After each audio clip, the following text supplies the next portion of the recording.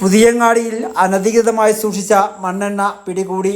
ജില്ലാ supply officer George K സാമുവലിന് ലഭിച്ച രഹസ്യ വിവരത്തിൻ്റെ അടിസ്ഥാനത്തിൽ നടത്തിയ പരിശോധനയിലാണ് 30 വിപ്പുകളിലായി സൂക്ഷിച്ച മണ്ണെണ്ണ പിടിച്ചെടുത്തത്. എത്ര ലിറ്റർ ഉണ്ട് എന്ന് വ്യക്തമല്ല. കണക്കെടുപ്പ് നടന്നു വരികയാണ്. രാത്രി 7 മണിയോടെയാണ് സിവിൽ സപ്ലൈ സംഘം പരിശോധനയ്ക്കെത്തിയത്. മുറി തുറക്കാൻ ആവശ്യപ്പെട്ടുവെങ്കിലും കടയുടമ തയ്യാറാവാത്തതിനെ തുടർന്ന് പൂട്ട് തകർത്താണ് മണ്ണെണ്ണ കസ്റ്റഡിയിലെടുത്തത്. തളിപ്പറമ്പിൽ സിവിൽ സപ്ലൈസിന് കീഴിലുള്ള മണ്ണെണ്ണ സംഭരണ കേന്ദ്രത്തിലേക്ക് മണ്ണെണ്ണകൾ മാറ്റും.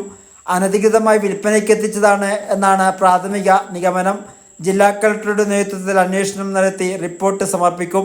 Senior superintendent Prakashan E K, taluk supply officer Prajula M, rationing ഇൻസ്പെക്ടർമാരായ Ranjima A, Jayalakshmi K M, Jayesh P, Madayi village officer Sreejith S, Pazhayangadi police SI-മാരായ Abubakar P, Prasannan P, Suresh V തുടങ്ങിയവരും സതീശൻ കെ തുടങ്ങിയവരും സംഘത്തിലുണ്ടായിരുന്നു.